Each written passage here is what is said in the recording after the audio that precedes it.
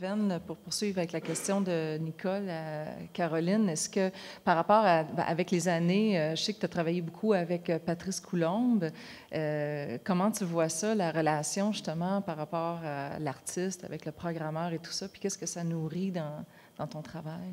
Maintenant, on fait des œuvres ensemble. Bien, c'est vrai que Patrice, je l'ai connu comme professeur en programmation, parce que je me suis inscrite à ces cours-là, puis j'avais une idée précise d'un projet. Puis au bout du compte, je l'ai embauché pour qu'il fasse le programme, parce que je me suis dit, moi, ce qui m'intéresse, c'est de faire mon idée. Toute la poutine avant, c'est pas tellement là que c'est l'enjeu pour moi. Puis comme ça se rejoignait bien, ben ça a été encore plus loin, puis on a décidé de travailler ensemble. Mais je comprends ce qu'il fait que je peux contribuer, tu sais, même des fois, même pour déboguer, curieusement, juste en analysant bien intuitivement ce qu'il est en train de faire ou en comprenant où on peut aller avec ça ou pas. Fait que c'est un peu ça, finalement. Mais aussi, pour répondre à ta question de tantôt par rapport au public, puis, tu sais, dans différentes culture, tout ça.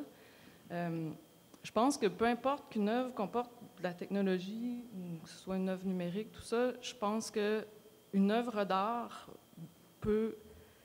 Je veux dire, la seule façon pour moi d'acheminer une œuvre, c'est dans sa mise en espace, puis dans son rapport au lieu dans lequel elle s'inscrit. Peu importe qu'elle soit technologique ou pas, c'est sa relation avec s'il y a d'autres œuvres pas loin, c'est vraiment, pour moi, là, l'enjeu, plus que... Bien, moi, personnellement, j'en ai pas de connaissances sur comment les gens réagissent à Zagreb ou comme, tu sais, je l'ai pas. Par contre, quand j'arrive dans un lieu comme ici, j'ai la nécessité de passer plusieurs jours à... Bien, je crois encore à ça, à observer les changements de lumière, comment les gens circulent, comment le son se comporte, comme, tu sais, fait que un ne va pas sans l'autre, que ce soit une installation interactive ou un tableau, pour moi, tous ces enjeux-là sont fondamentaux. Quelqu'un d'autre questions? Oui?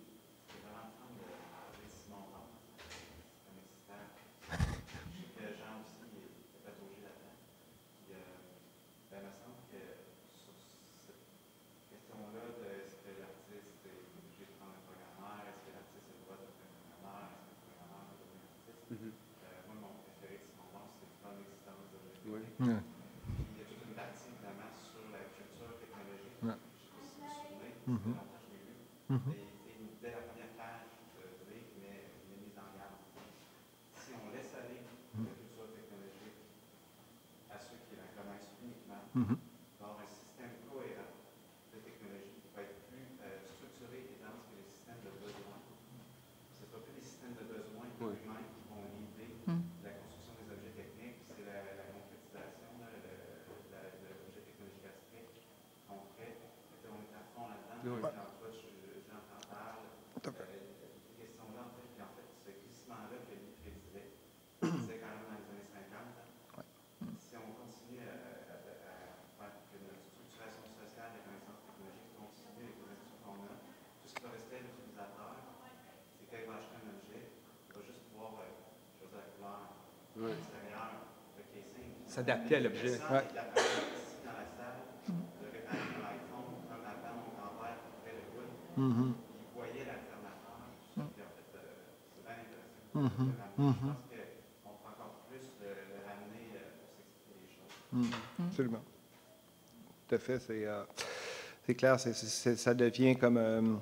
le langage informatique est un langage, par moment, qu'on ne voit pas, qu'on voit pas du tout.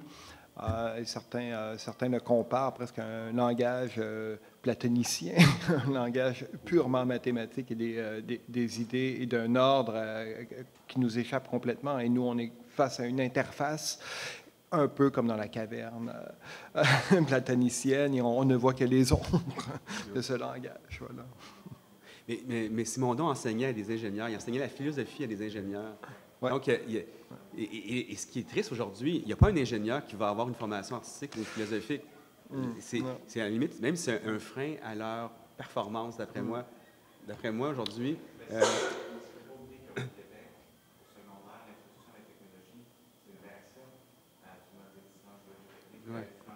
Ouais. Tout à fait. Mais on oublie qu'on Ouais. a un cours au bac qui, normalement, avait cette fonction-là, c'était introduire la culture Ouais, technologique. tout à fait.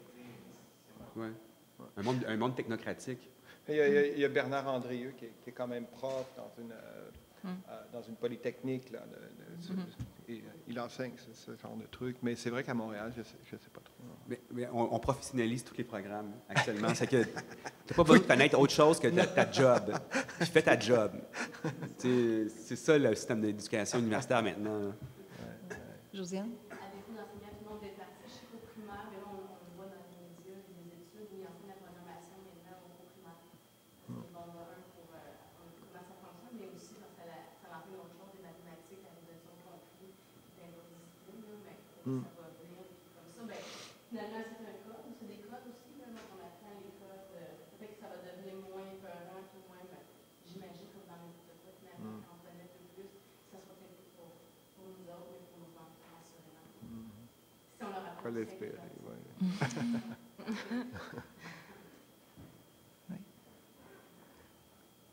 C'est d'autres questions? Ben oui, c'est un bon complément de lecture, effectivement, sur les objets techniques comme organismes qui vivent dans des mondes. Ça, c'est des intuitions fortes, là, je dirais. Une des conclusions de Simon Dorn, c'est l'art et la solution à la scission entre la technologie et le spirituel. C'est ça.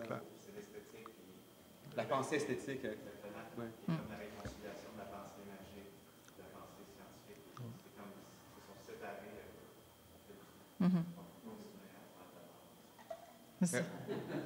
faire de l'art. Non, mais ou Habermas dit la même chose. Il dit le monde technique s'occupe de notre rapport d'efficacité avec la nature, mais n'aborde pas les problèmes de l'entre-nous. Je veux dire, il faut se relier entre nous à travers cette technologie-là. Il y a des rapports politiques qu'il faut aborder. Ouais. Et puis, il faut en discuter. C'est-à-dire, la technologie, on devrait discuter de la technologie autant qu'on devrait discuter des lois. Parce que, je veux dire, l'iPhone me dit, autant je disais que l'Oculus me disait, tu ne peux pas avancer, l'iPhone me dit, tu ne peux pas regarder le monde en dehors de moi. OK? J'ai adopté des nouveaux comportements sociaux avec mon téléphone que je n'avais pas avant. Je me sens pas mal, je me suis adapté, j'ai perdu des choses, j'ai acquis d'autres choses, mais mon iPhone organise ma vie. Je veux dire, c'est comme, si j'ai pas mon iPhone, j'ai été amputé. Non, mais c'est vrai, c'est paniquant. On va te remettre la Non, tête mais dans c'est la vrai, boîte. c'est Pas plate, mais d'iPhone c'est dans ça. la main. Non, mais je veux dire, c'est vrai. Oui, mais c'est le médium. Oui. Lui, il disait c'est pas des prothèses, mais il disait c'est les prolongements technologiques du corps. Et donc, l'iPhone fait partie de mes membres maintenant. Ouais. Oui, mais des considérations politiques et marchandes qui sont fortes. Là. C'est quand le iPhone s'est vendu, Ouais. Oui, il y a des questions sur ces techniques-là aussi qui peuvent aussi jouer d'autres considérations. Là, si on voit des considérations plus ontologiques, celle par exemple d'Agamben sur le fait de on possède ces puissances-là, mais j'ai quand même la puissance de dire non, je n'agirai pas cette puissance-là aussi. Donc, c'est encore une fois une question de mode d'existence et d'interaction avec ces technologies-là. Est-ce que c'est une question de choix? Là, je ne sais pas, mais on peut aussi agir sa non-puissance d'agir. Si Ou on fait de l'art avec, on les. Ou on si fait, oui, on est deux. Oui, absolument. Si on arrive à On peut faire démystifier ça un aussi. petit peu. Quand tu commences à essayer de faire de l'art avec ça, tu dis OK, ça marche comme ça. Tout ce que je ne vois pas, il y a ça derrière. Cet objet-là, il y a ça. Puis, ah oui, OK. Puis, je veux dire, le héros du 21e siècle, ça va être Snowden. Je veux dire, notre héros révolutionnaire, ce que Snowden a fait, c'est extrêmement important parce qu'il y a une complexité immense dans la gestion de l'information qui nous est invisible à nous. Nous, on est de plus en plus visibles pour ces systèmes-là. Individuellement, ils peuvent nous repérer, nous comprendre individuellement, mais nous, on ne voit pas du tout l'autre côté. C'est un peu comme le panoptisme de Foucault. Je veux dire, l'important, c'est que le prisonnier ne voit pas ce qui se passe, puis que le geôlier voit tout ce qui se passe.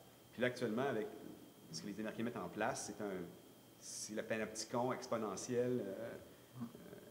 où on va nous demander justement de nous placer dans des situations où on est encore plus facilement surveillable, notamment notre iPhone qui donne plus d'informations à ces systèmes-là que nous, on en soit. Dans l'automatisation, ce qui est important aussi, c'est que tu n'es pas sûr qu'il y a un jour. C'est ça, oui, c'est vrai. C'est l'économie de la surveillance. C'est quand même une surveille, c'est ça. C'est ça. Puis là, tu prends en toi la discipline. Ouais. Mais à la limite, tu nous donnes peut-être l'invention de la CIA pour nous faire croire qu'ils sont capables de le faire. C'est des questions, c'est des questions économiques là, qui étaient liées au panopticon de Bentham, c'est-à-dire comment on peut économiser le plus possible de temps avec ce système-là. On économise. C'est juste une économie de 3 milliards, 4 milliards, parce que tu dis, on fait croire qu'on est capable de le faire, que les gens vont se comporter comme si on allait le faire. Ouais. Il y a une question ici? C'est plus pour revenir sur ces commentaires-là qui sont bons à la fois, j'ai l'impression qu'on est à la fois toujours dans cette espèce de mythe de la technologie envahissante qui pourrait éventuellement prendre toute la place jusqu'à ce qu'on s'épasse derrière elle. Et ce travail-là avec la technologie, est-ce qu'il n'y participe pas? J'ai plutôt l'impression que là, justement, avec l'art qui réinvestit ces technologies et ces interfaces et tout ça,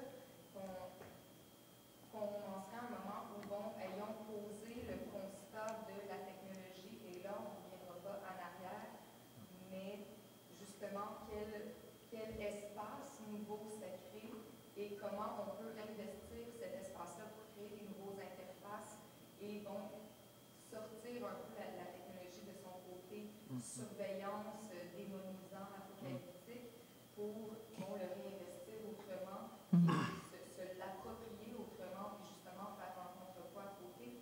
Donc j'ai l'impression que c'est vraiment, je ne connaissais pas énormément en numérique ou tout ça. J'ai l'impression que plus je vous entends parler, plus j'ai l'impression que c'est ce contrepoids-là qu'on crée de l'autre côté avec vos pratiques. Bien 5 heures, on part tout de suite. On peut en créer des espaces, des rangs, des espaces disponibles à la fois. C'est des nouveaux espaces finalement qu'on peut maintenant rendre disponibles. Puis non seulement ça, je trouve que c'est on romance beaucoup le passé. Ce qui était de la liberté, il suffit de parler à nos grands-parents pour s'apercevoir qu'il y avait beaucoup de limites qui étaient autres, mais bon, l'univers n'était pas si vaste, définitivement pas pour tous non plus. Mais n'empêche qu'avec la technologie et puis tout ce qui se passe de ce temps-ci, on a quand même une impression, peut-être que c'est faux, parce que c'est sûr qu'il y a ce que relaient les médias et tout, mais d'un certain rétrécissement de notre... avec toutes ces possibilités-là, on a l'impression d'avoir de moins en moins de possibilités, en fait, comme espace d'expression à cause de la surveillance et tout ça. Je ne sais pas si c'est quelque chose peut-être que... Oui et non, mais moi, je suis assez impressionnée de voir les jeunes artistes, en fait, en créer de ces espaces-là sans se poser ces questions-là. Ouais. Ça veut dire qu'il y a quelque chose qui s'assimile peut-être à tort. Là. On pourrait dire qu'il devrait se méfier plus, puis bon. Mais en même temps, non, ça continue.